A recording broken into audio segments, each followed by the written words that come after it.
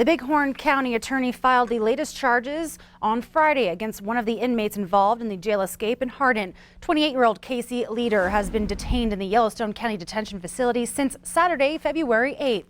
Now, Leader helped 3 inmates escape from the Hardin jail, according to the Bighorn County attorney Jay Harris. And on Friday, February 7th at 10:04 p.m., the sheriff's office responded after receiving a fake call of shots fired. Court documents state that Leader, Stephen Copeland, Anthony Castro, and Andrew Parham then lured the one-on-duty detention officer into a cell. They allegedly assaulted him, took his jail keys, and then restrained the dispatcher. Harris states that Copeland, Castro, and Parham escaped while Leader stayed behind and let the other inmates out of their cells.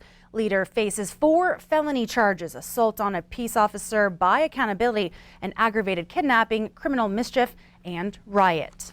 Switching gears, now the numbers are in for enrollment at one of our local universities, and Q2's Jenny Fick joins us on set with those numbers. And Jenny, they're looking pretty good. That's right, Zoe. I sat down with the Vice Chancellor of Student Access and Success, Dr. Kimberly Hayworth. She is involved in a lot of the moving parts behind the recruitment and retention of students at Montana State University Billings. Oh, it's never business as usual in higher education. So we're all about putting our students first. And so we are looking for the programs that are in demand in the market and that students really are asking for. And then we're also wanting to offer it in the modality that they're asking for. So whether it's face-to-face, online, we want to serve part-time students. We want to serve those working adults that are balancing family and their jobs. So we're really working hard to put our students first, both inside and outside the classroom. And also today, or on Friday, MSUB announced their spring enrollment data, and the numbers were very good. In fact, the highest in 5 years. 15 days into the spring semester, 4,314 students were enrolled. The majority of these students were enrolled at the main university campus, and just over 1,800 were attending the City College. Through some strategic changes targeting recruitment and the retainment of students, the findings show significant growth in both medical and in automotive repair. We have 17 healthcare related programs. So we have both a bachelor's in health administration as well as a master's in health administration. And we know that Billings is really a regional hub for healthcare. And so we're really working to help meet that need, both on the administrative side, but also the clinical side. And this marks the 2nd year in a row that enrollment at the university is at an increase. Back to you, Zoe. All right, thanks so much, Jenny. And speaking of numbers, according to the CDC's latest update, there have been 15 confirmed cases of coronavirus in the United States and tens of thousands in China. Now, we're over a month into flu season, and while no one wants to come down with the flu, people are far more afraid of contracting coronavirus. Since the first person-to-person case was confirmed in the United States over 2 weeks ago, public concern has grown over the possibility of a national outbreak. Now, this is partly because there have been so many flu cases this season, and those who have the flu exhibit many of the same symptoms as those with coronavirus, like fever and cough.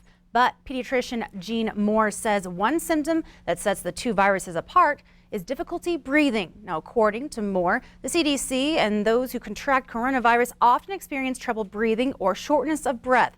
However, Moore did stress exposure is the key determining factor in every coronavirus diagnosis.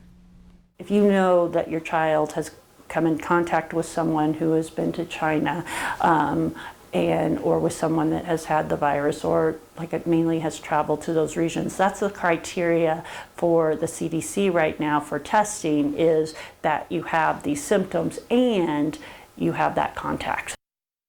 The CDC says the U.S. population is at a low immediate health risk from coronavirus, as the general American public is unlikely to be exposed to it. Over in Big Fork County, a fire destroyed the Eagle Bend Clubhouse early this morning. Big Fork Fire Chief Mark Lehigh said the fire caused a total loss of the property.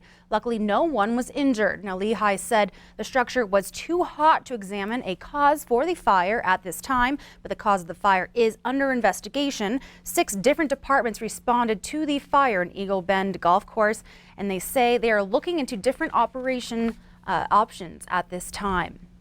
Well, the Big Brother, Big Sisters of Yellowstone County honored influential mentors in the community last night at the Roaring 2020's Gala. The Gala is the largest fundraising event for the nonprofit for the entire year. Over $70,000 were raised to help fund mentorships between successful adults and at-risk youth in the community.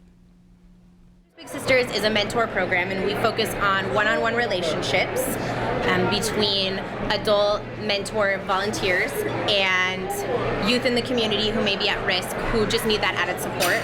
And we don't charge for any of our services, so fundraising events like this are really crucial to the success of our organization.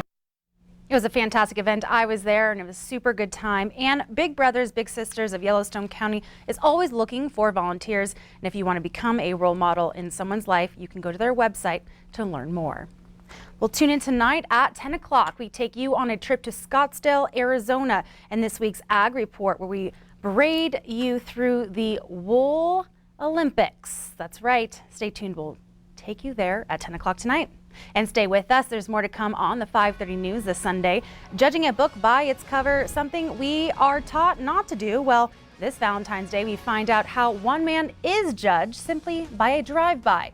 Later in sports, don't worry if you've missed the big stories at state wrestling last night. We'll put a nice bow on them for you coming up. But first, let's check in with our friend Rob Griggs over in the Weather Center. Well, hey there, Zoe. We've got more flurries and cooler temps on the way as we kick off the work week, but more changes coming later in the week. We'll give you the complete Q2 Storm Tracker forecast in just a little bit. You're watching MTN News with Zoe Zandora, Storm Tracker weather with Rob Griggs, and sports with Casey Conlon. This is the 5:30 news on Q2, Montana's news leader.